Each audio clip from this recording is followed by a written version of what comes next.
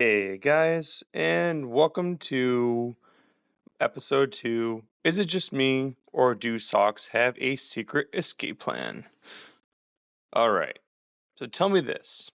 How is it possible to put pairs of socks into the laundry, but only get singles back every single time?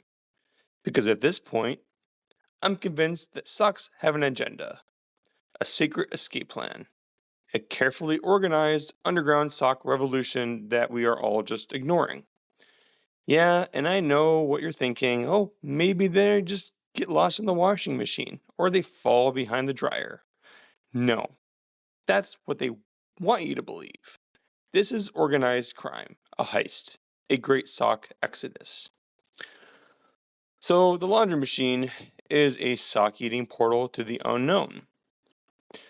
Let's start with the obvious suspect, the washing machine. Now, I'm no scientist, but I feel like a contained metal box should not be able to consume socks like an infinite black hole. Where do they go? Is there a sock singularity inside my whirlpool? A wormhole that exclusively leads to a parallel universe where socks rule the land? I swear, I could probably put 12 pairs of socks in the laundry, and when the cycle is done, I have a random number of socks that make no sense. Like, cool, I put in 24 socks and now I have 17. Fantastic. Love that. Love that for me. And it's never just one missing sock. It's always a different amount each time. Like, my washer is taunting me. Oh, you thought you were gonna get them all back this time? Cute. And if you do manage to find a sock, it's never in a logical place. It's hiding inside a hoodie sleeve, stuck to the side of your jeans like a clingy ex, or, my personal favorite, inside your pillowcase as if it's trying to sneak away in the night. Like, where were you going, sir? What's the plan? Just gonna make a run for it and hope I don't notice? Also, the sock drawer is a graveyard of lost dreams. That said, That said, tragic place where all the orphan socks go to live out their days, just waiting for their long lost partner to return from war. Guess what? They never come back. Ever. That may be a bit depressing, but it's a pretty good analogy, I feel like. I have so many single socks that I have given up hope. They just sit there, watching me, knowing that they will never be reunited.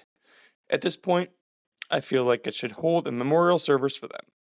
Just gather them all around, light a candle, say a few words. He was a good sock, kept my feet warm. Did not deserve this life of solitude. And what's the plan here?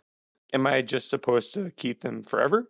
Just in case? Like, one day, against all odds, that missing sock is gonna walk back in my life like a long lost twin in a soap opera? Jessica, it's me. I never really left. You know what's even worse? Sometimes you do find the missing sock, but it's months later, and by then you've already thrown away the first one. And now the roles have reversed. Now the found sock is the new orphan, and the cycle continues. This is psychological warfare. So let's talk next about my theories. Where are the socks going? At this point, I have several working theories.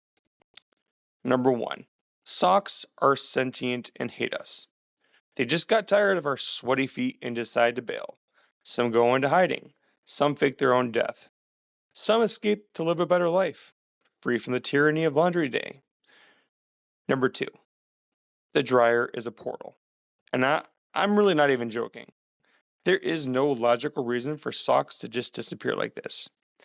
I'm convinced that every time we start a dryer cycle, the universe randomly selects a sock to be sacrificed to another dimension. Somewhere out there, there's an alternate reality where people are drowning in our missing socks, like a post apocalyptic wasteland, but with tube socks instead of zombies. Number three, socks are starting their own civilization. I really want you to think about this.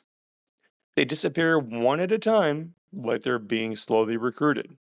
They know if they all left at once, we'd get suspicious.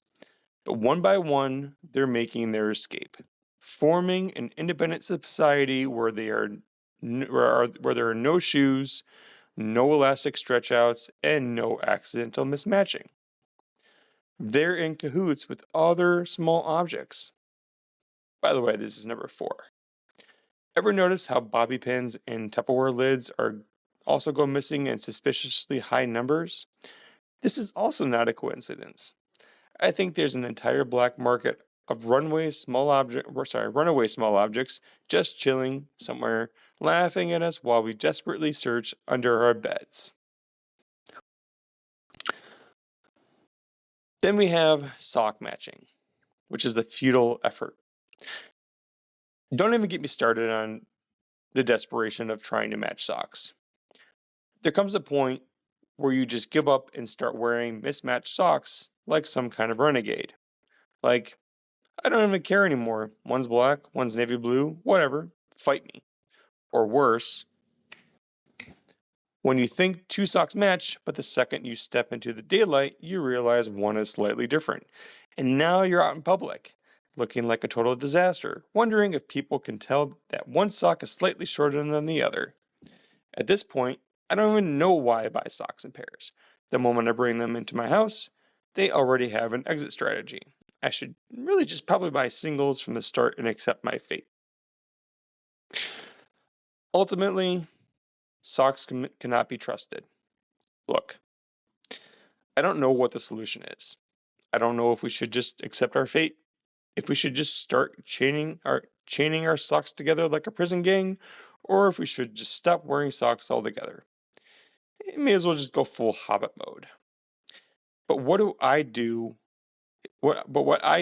know is that socks cannot be trusted.